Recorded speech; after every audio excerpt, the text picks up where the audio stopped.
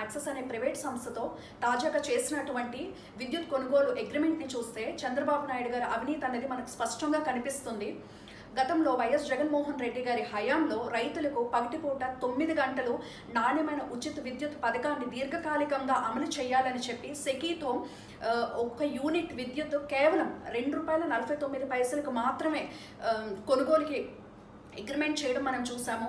అదేదో పెద్ద అవినీతి చేసినట్టుగా తప్పుడు ఆరోపణలు జగన్మోహన్ రెడ్డి గారి మీద కూటమి నేతలు చేయటం మనం చూసాము. మరి ఈరోజు దేశవ్యాప్తంగా సోలార్ విండ్ ఎనర్జీ రేట్లు తగ్గిపోయినా సరే చంద్రబాబు నాయుడు గారు ఒక యూనిట్ ₹4.60కి కొనుగోలు చేసి అగ్రిమెంట్ చేయటం మనం చూస్తున్నాము.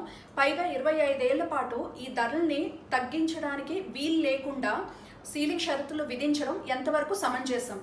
అసలు ఇది కదా అవినీతి అంటే. చంద్రబాబు నాయుడు గారు ఆ రాష్ట్ర ప్రజలకి సమాధానం చెప్పవలసినటువంటి అవసరం ఉంది. ఎందుకంటే ఈ ఒక్క అగ్రిమెంట్ ద్వారా రాష్ట్ర ఖజానాకి సుమారు 210 కోట్ల భారం పడుతుంది. అలాగే రైతులు ఎంతగానో నష్టపోయే పరిస్థితి కూడా కనిపిస్తుంది. 9 గంటలు ఉచిత విద్యుత్ ఇచ్చే పరిస్థితి కూడా కనిపించడం లేదు. అలాగే సంపద సృష్టిస్తాను అని చెప్పి ప్రజలు సంపదను దోచుకుంటున్నారు చంద్రబాబు నాయుడు గారు. ఎప్పుడు చంద్రబాబు నాయుడు గారు ముఖ్యమంత్రి అయినా సరే రైతులు అల్లాడిపోయే పరిస్థితి కనిపిస్తుంది.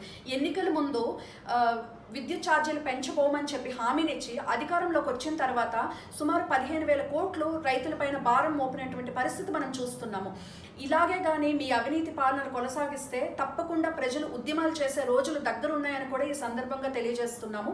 మరి ఏదైతే అగ్రిమెంట్ చేశారో దాన్ని మీరు ఉపసంహరించుకోవాలని కూడా మేము కోరుతా ఉన్నాము. అలాగే